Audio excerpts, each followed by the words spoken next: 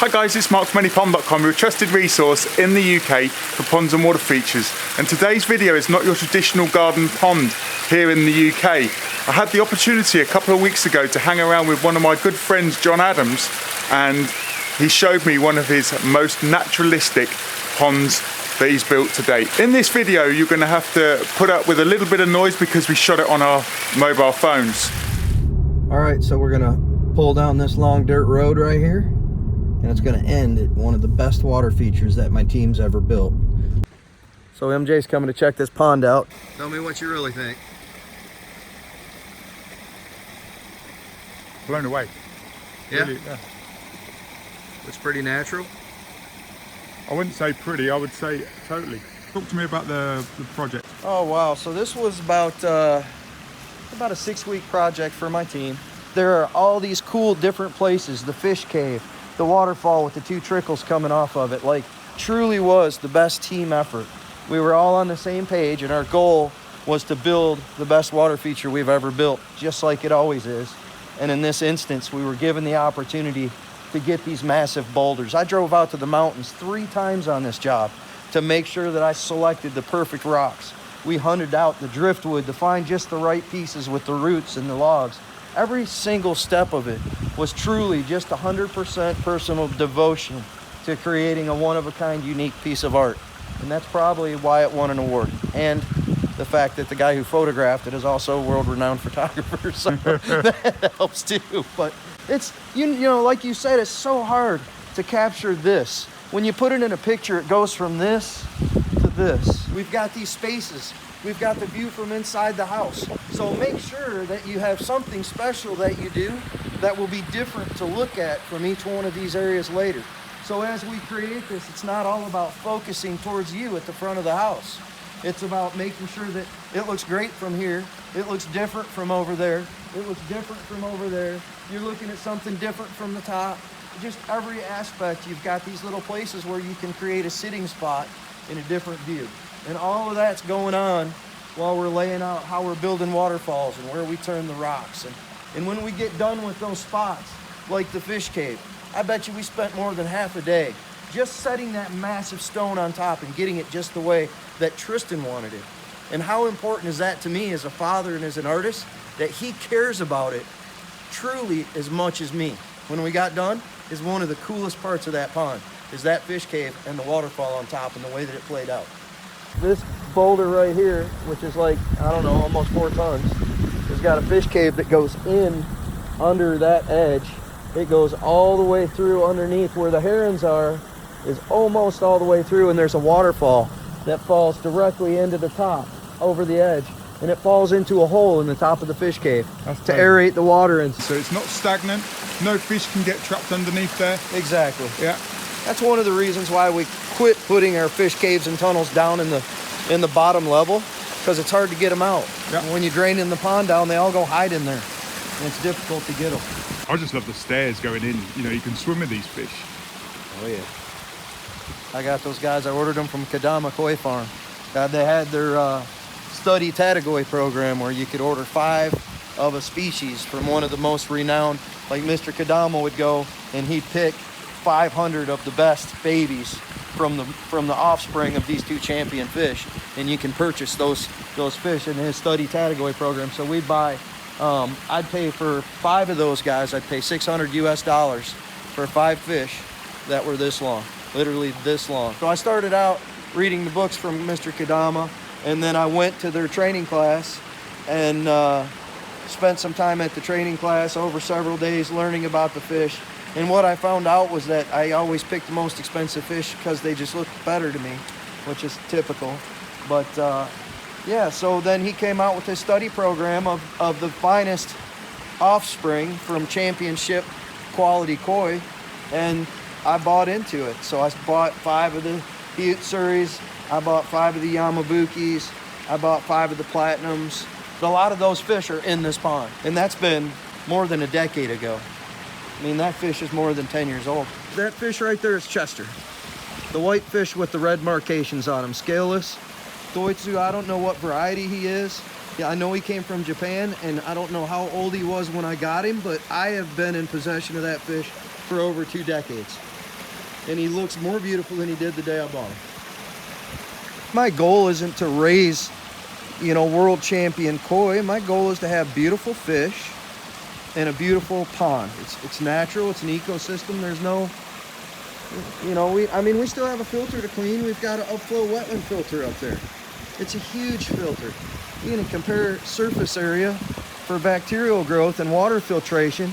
There's no way you can put how much gravel I have in that filter. You'd have canisters everywhere. So what's going on here? Well, you got a couple of these massive rocks, and what we wanted to do was we wanted to create these deep pools of water. So we pin it up in here so that this holds right at the top. And that gives us a place to put a light in, because you get a different effect when the light's just sticking out the top.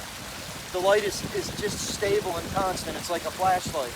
But if you can get the light down deep in the water like this one down here, and then you got all these bubbles and it's down deep, it makes the light move. The ripples in the water and the bubbles in the water from down deep break the light up, and then it's more like having a campfire in here at night. All of these rocks in here dance with moving light. It's way cooler than just a spotlight from up here, and the whole thing just is I mean, it's still beautiful, but it's constant. It's not changing. When you create these deep pools, not only does it look natural, but it just gives you a way to change things up. You know, I mean, the nighttime to me is the most magical part of the water feature, when you see it moving in the dark and all the lights are dancing on the rocks, and it's a whole nother level than what you get to see in the daytime. And after you've built hundreds of water features, you start thinking about the nighttime while you're building in the daytime. It's part of your construction process. How could I make the lighting more amazing? Because that's what I'm always looking at. How do I raise the bar? So we actually put the lighting in this pond in two segments. So you've got, from the waterfalls, all the uplighting and the waterfall lighting is on one circuit, and all the pond lighting is on another circuit. So when he puts his landscape lighting in, he's going to be able to turn off the lights in the pond, which will basically make the surface of the water black. And he'll go from looking at the fish to instantly looking at a reflection of all the landscape in the pond. And it's going to be an entirely different experience. And that's something that I never heard another pond builder or landscaper talk about doing. And so for me, when I look at a job, how can we take it to the next level? That was one of the things that we thought of on this project that I just can't wait to see come to fruition. Is being out here and him to be able to watch the fish swimming and get on his phone and hit the button, and the pond goes dark, and all of a sudden it's a reflective experience on the pond instead of the underwater experience. So you've got 5,000 filter in the water, and then you've got 2 5s on the top? Yeah. Just as a circulation. But you got a Surumi 5 going in the filter. Yeah. And then you got 2 Aquasurge 5s going on top. Just for circulation. Then you got an Aquasurge 5 for these 3 waterfalls. So it's 20,000. You got an Aquasurge 5 running the jets.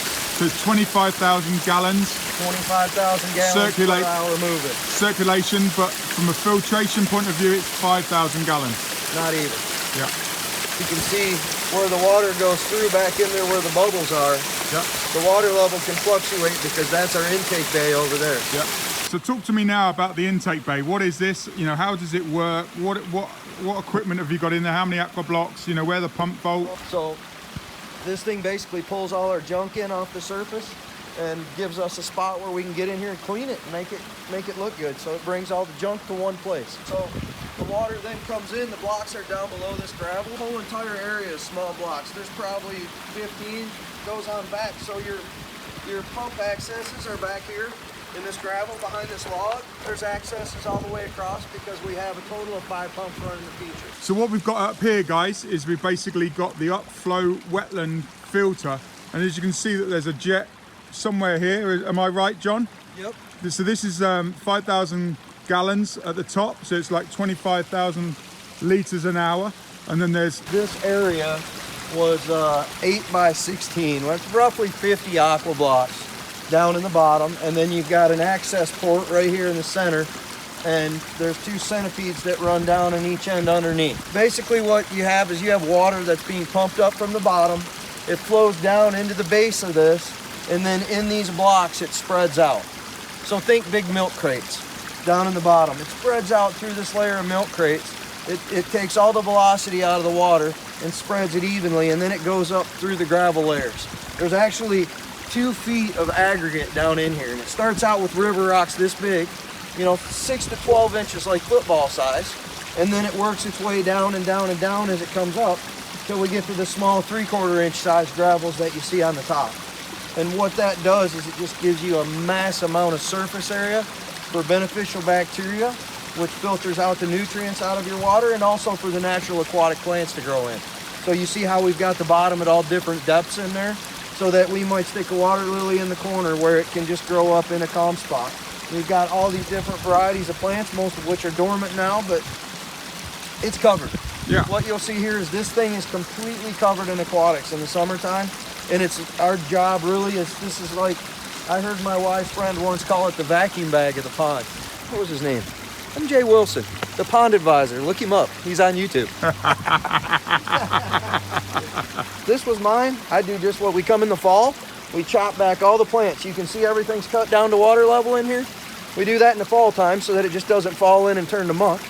Usually every year we will come in and drain and rinse one of these, and we simply just recirculate the water with the fire hose and just flush out as much of the solids as we can. We never want to sterilize it. It'd be like bleaching out your septic tank. It just makes no sense. What we want to do is we want to just let it catch a load of solids, and then once a year we want to flush a bunch of that out and then get it fresh for the springtime. To me, this thing is doing a job. It's to create a backdrop behind the pond. It's to look amazing with all the aquatic plants, and it's filtering your water. The important part is what you're seeing from down there. To me, I don't care if this is full of algae and leaves and whatever. As long as it's working, it's good. Truly, that filter is 20 tons of gravel. Pretty crazy. Just that rock alone, what you've done there is absolutely fantastic. The water crashes down on the right-hand side, and then it gets split. That is really, that rock is just truly amazing. Just that natural crease, and for you to see that the water would do that, and that's where most people miss. That's crazy. The rafting plants basically make that water still. The plants are looking after the water, so it's not stagnant, but what the koi want is they want that warm, and they want to spawn in that. So probably, they're big koi, so probably even 4 inches, 6 inches of rafting plant to get that spawn, and the eggs will just, and the fry and everything. And because it's a deep pond, with so much agitation, the whole pond is cooler. So if you can get something with the rafting plants, get that water heating up, that's where the fish will spawn. So what I want to do, and basically just let you know that this pond has hit me quite hard, because videos and pictures do not make ponds and water features. It's so hard to capture ponds and water features. You've probably heard on these videos, the wind is a nightmare. You know, we're not Hollywood producers. We're pond contractors that are creative. We're artists. We want perfection. We want to share our passion with the world.